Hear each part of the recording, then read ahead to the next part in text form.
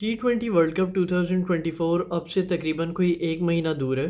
तो आज बहुत सारी जो टीम्स हैं उन्होंने आज ही अपनी वर्ल्ड कप की स्क्वाड अनाउंस की है, जिसमें से एक टीम इंडिया भी है। तो ये अब आपके पास टीम इंडिया की वर्ल्ड कप स्क्वाड नज़र आ रही है। तो सबसे पहले है कैप्टन रोहित शर्मा, यशस्वी जायसवाल, विराट कोहली, सूर्या कुमार यादव। उसके बाद ऋषभ पंत की एक बहुत सीरियस कार एक्सीडेंट के बाद वापसी हुई है, तो ये एक बहुत अच्छी न्यूज़ है इंडियन फैंस के लिए। फिर संजू सैमसन जो है वो सेकंड विकेट कीपर के तौर पे खेलेंगे। उसके बाद हार्दिक पांड्या वाइस कैप्टन है, शिवम दुबे, रविंद्र जडेजा, अक्षर पटेल, कुलदीप यादव, युजवेंद्र चहल, अर्शदीप सिंह, जसप्रीत बुमराह और मोहम्मद सिराज। उसके अलावा अगर हम लोग देखें तो रिजर्व्स में है शुभमन गिल, रिंकू सिंह, खलील अहमद और आवेश खान। तो ये इंडिया की वर्ल्ड कप की स्क्वाड है। एज़ एक्सपेक्टेड काफ़ी एक बैलेंस साइड है। आपके पास बहुत ज़्यादा क्वालिटी के बैट्समैन हैं। उसके बाद हार्दिक, शिवम दुबे, रविंद्र जडेजा और अक्षर पटेल में 4 ऑलराउंडर्स भी हैं। और फिर बॉलिंग भी मोर और लेस कवर्ड ही है। अच्छा, अब इसमें जो एक दो डिसीजन सबसे ज़्यादा सरप्राइजिंग लगी हैं काफ़ी लोगों को, उसमें एक ये कि शुभमन गिल जो है वो भी वर्ल्ड कप की स्क्वाड में अपना नाम नहीं बना सके, जो कि काफ़ी सरप्राइजिंग बात लगती है, क्योंकि वो तीनों फॉर्मेट में up until recently Rohit Sharma के साथ ओपन कर रहे थे। और ओडीआई में अभी वो नंबर सेकंड बैट्समैन है मेरा ख्याल है दुनिया के। T20 में भी अभी इस साल आईपीएल में इतनी अच्छी उनकी फॉर्म नहीं चल सकी, लेकिन उससे पिछला जो आईपीएल था उसमें लग रहा था कि हो सकता है कोहली का ऑल टाइम रिकॉर्ड भी तोड़ दें आईपीएल का। उन्होंने कोई 900 रन बनाए उसमें। तो शुभमन गिल एक लग रहा होता है कि बहुत आपका प्रॉमिसिंग बैट्समैन है, तो उसको स्क्वाड में भी ना रखना, या तो ये हो कि आप उसको एज अ बैकअप ओपनर रख लेते। यशस्वी जायसवाल और रोहित शर्मा अगर आपने ओपनर्स रखने थे तो एज अ बैकअप ओपनर आप रख सकते थे, लेकिन वो स्क्वाड में भी नहीं है, तो ये एक काफ़ी सरप्राइजिंग डिसीजन थी।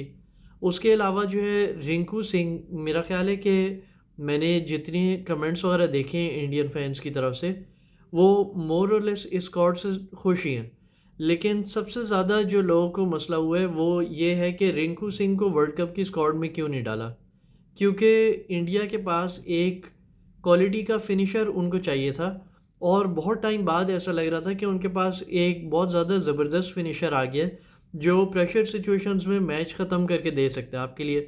तो रिंकू सिंह को वर्ल्ड कप स्क्वाड में नहीं रखा, उसमें मैंने देखा कि बहुत ज़्यादा फैंस नाराज़ भी हुए। और सबसे ज़्यादा लोगों को ये हुआ है कि अक्षर पटेल को रखने की क्या ज़रूरत थी, उसकी जगह रिंकू सिंह को रख देते तो बेहतर था।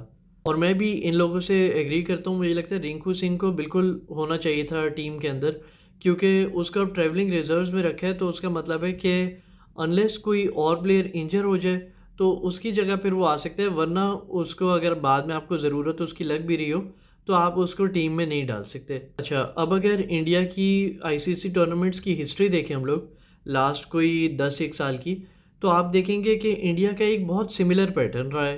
वो हर टूर्नामेंट में स्टार्ट करते हुए टॉप रैंक टीम्स में से होते हैं। जैसे अभी भी आप देख सकते हैं कि तीनों फॉर्मेट्स की नंबर 1 टीम इंडिया ही है।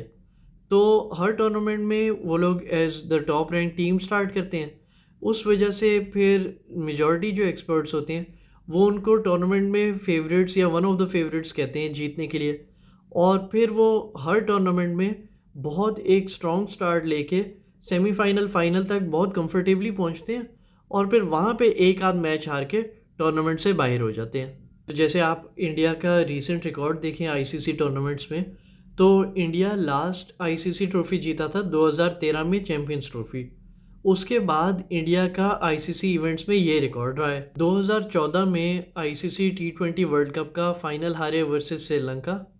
2015 में ICC ODI world cup semifinal हारे वर्सेस ऑस्ट्रेलिया। 2016 में T20 वर्ल्ड कप 2016 सेमीफाइनल हारे वर्सेस वेस्ट इंडीज़। 2017 में चैंपियंस ट्रॉफी फाइनल हारे वर्सेस पाकिस्तान। 2018 में कोई आईसीसी टूर्नामेंट नहीं था। 2019 का ओडीआई वर्ल्ड कप सेमीफाइनल हारे वर्सेस न्यूजीलैंड। 2021 में वर्ल्ड टेस्ट चैंपियनशिप फाइनल हारे वर्सेस न्यूजीलैंड। और 2021 में एक बहुत रेयर ओकेजन थी जिसमें India ICC T20 world cup के सेमीफाइनल तक नहीं पहुंच सका था। फिर 2022 में आईसीसी टी20 वर्ल्ड कप का सेमीफाइनल हारे वर्सेस इंग्लैंड। 2023 में पहले वर्ल्ड टेस्ट चैम्पियनशिप फाइनल हारे वर्सेस ऑस्ट्रेलिया। और फिर एंड में ओडीआई वर्ल्ड कप फाइनल हारे वर्सेस ऑस्ट्रेलिया। तो ये आप देख सकते हैं कि लास्ट कोई 10 सालों में इंडिया वाले कितना ज़्यादा बार इतना क्लोज आके एंड में कोई सेमीफाइनल या फाइनल हार के वो कोई आईसीसी का इवेंट नहीं जीत सके। तो हम लोगों से 2 बार करीब आके हारना नहीं बर्दाश्त हो सक रहा। जो 2021 और 22 में हम लोग हारे थे वो हमें होता रहता है कि यार इतना करीब पहुंच गए थे और फिर हार गए, अगर ये हो जाता अगर वो हो जाता। तो सोचिए इंडियन फैंस बेचारों की क्या हालत होती होगी। 10 साल से लगातार इतने ज़्यादा टूर्नामेंट्स में वो इतना करीब आए हैं जीतने के, और फिर कभी भी कोई आईसीसी की ट्रॉफ़ी 2013 के बाद से नहीं जीत सके। तो क्या इस बार कुछ डिफरेंट होगा, ये देखने वाली बात होगी। लेकिन बहरहाल मुझे लगता है ओवरऑल स्क्वाड काफ़ी अच्छी अनाउंस की है। एक थोड़ा सा अगर मुझे कोई चेंज करने का होता तो वो ये था कि फ़ास्ट बॉलिंग थोड़ी सी और मजबूत कर सकते थे। इसमें काफ़ी लोग तो ये भी कह रहे हैं कि आज शामी को क्यों नहीं डाला। शामी को इस वजह से नहीं डाला क्योंकि वो इंजर हुआ था, लेकिन उसके अलावा मुझे लगता है और भी थोड़े फास्ट बॉलर्स कंसिडर किए जा सकते थे। अब जैसे एरन फिंच जो है ऑस्ट्रेलिया के फॉर्मर कैप्टन, वो जब इंडिया की बेस्ट स्क्वाड बनाने की कोशिश कर रहे थे तो उन्होंने टोटल सिर्फ 2 स्पिनर रखे, रविंद्र जडेजा और कुलदीप यादव। और उसकी वजह उन्होंने ये दी कि जो अमेरिका और वेस्ट इंडीज़ में मैचेस होने हैं वहाँ पे स्पिन इतनी ज़्यादा इफेक्टिव नहीं होगी। तो बीसीसीआई ने तो 2 की जगह 4 स्पिनर्स रखे हैं, तो उनकी स्ट्रेटजी ऑब्वियसली थोड़ी सी डिफरेंट है। और सिर्फ 3 प्रॉपर आप फुल टाइम फास्ट बॉलर्स आपने रखे हैं, उसमें भी एक सिराज है जिसको टी20 में काफ़ी ज़्यादा मार पड़ी होती है। उसके अलावा अर्शदीप सिंह का भी इतना ज़्यादा एक्सपीरियंस नहीं है। सिर्फ एक बुमराह आपके पास है जो बहुत प्रॉपर क्वालिटी का आपका फास्ट बॉलर है। मुझे लगता है एटलीस्ट एक और फास्ट बॉलर आपको अपने स्क्वाड में कंसिडर करना चाहिए था। एनीवेज ये मेरी टेक थी इंडियन स्क्वाड पे। आपके हिसाब से ये टीम कैसी है और आपको क्या लगता है ये कहाँ तक जाएगी, और कोई चेंजेस वगैरह अगर आपको लगता है कि इस टीम में होने चाहिए थे तो वो भी आप बिल्कुल कमेंट करके बता सकते हैं। इसी के साथ वीडियो ख़त्म करते हैं। अल्लाह हाफिज़।